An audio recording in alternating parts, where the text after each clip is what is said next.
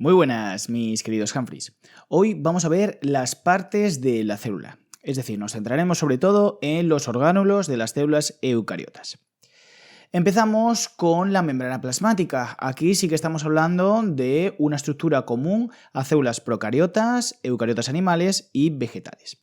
La membrana plasmática es una membrana celular que separa física y químicamente la célula del medio. Es una especie de barrera. Está formada por una bicapa de lípidos semipermeable con capacidad de autosellado y de fluidez, en el que además vamos a tener oligosacáridos, es decir, carbohidratos, glúcidos, y también tendríamos proteínas, formando lo que se llama mosaico fluido. Aquí tendríamos una imagen.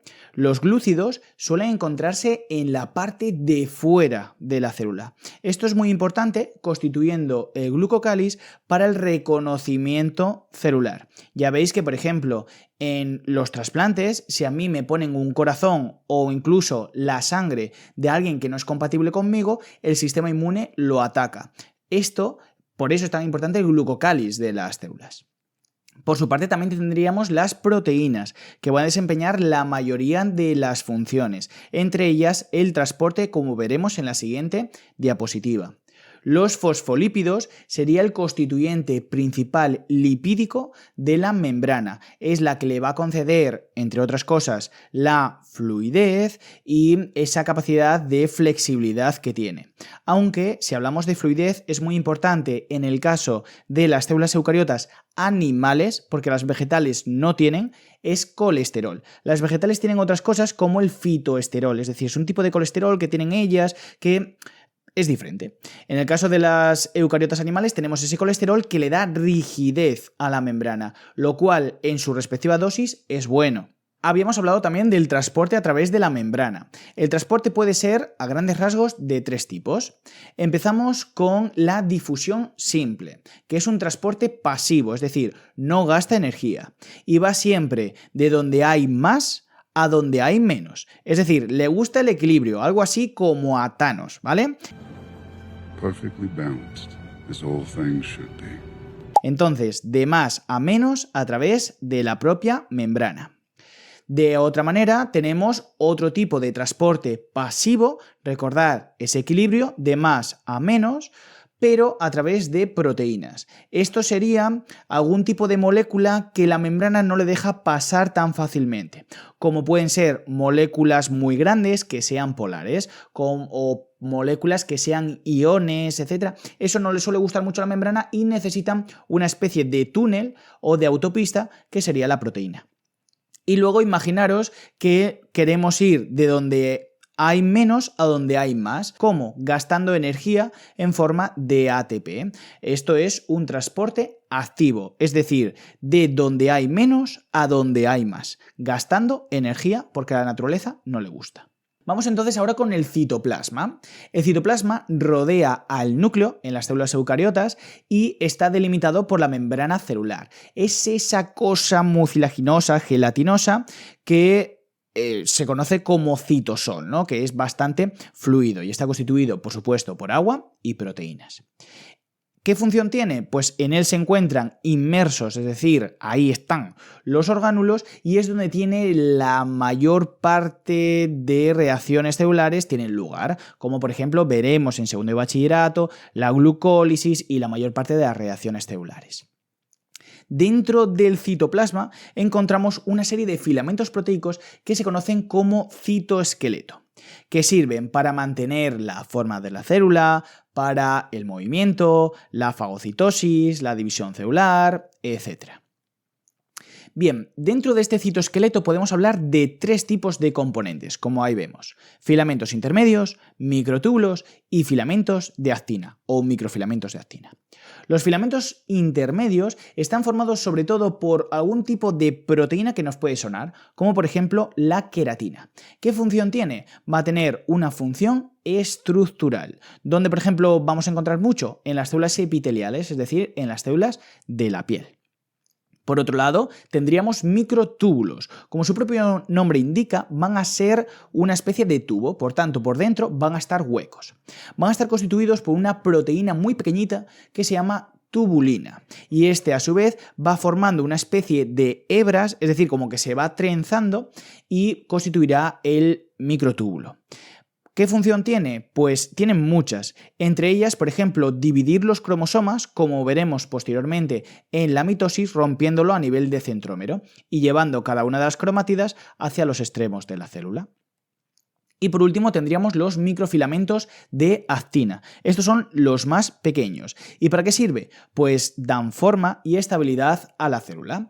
Y va a ser muy importante en células eucariotas animales porque cuando se divide de la célula se genera una especie de anillo que va estrangulando a las células hasta que ¡pum!, se divide entre dos, ¿no? Y además, otra cosa que es interesante de los filamentos de actina es que van a constituir la mayor parte del músculo. Es decir, el músculo se contrae, nos permite el movimiento por la contracción, por la actina y la miosina, que es fundamental.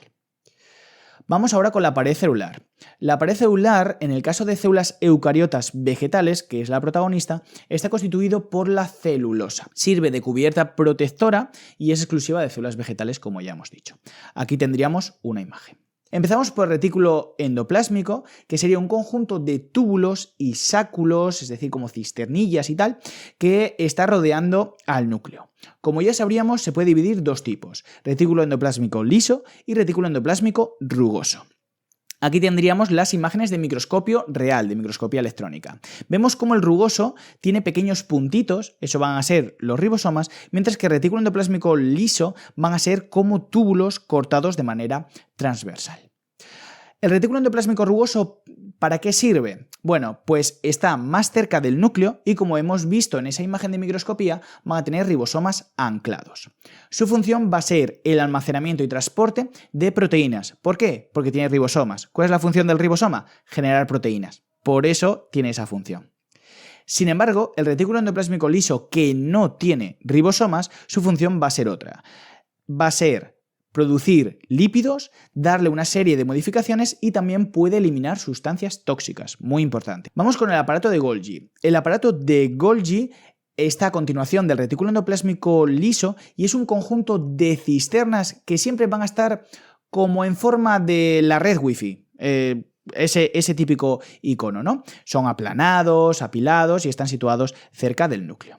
¿Qué hace? Pues toma sustancias, vesículas del retículo endoplásmico, tanto rugoso como liso, las envuelve y las convierte en vesículas para su transporte. Yo siempre digo que es como correos, en el que yo le doy un paquete a correos y correos lo envía a su destinatario, o como el mediocentro el mediocampo de un equipo de fútbol. El defensa se lo pasa al mediocentro y el mediocentro distribuye ese balón por el resto del campo.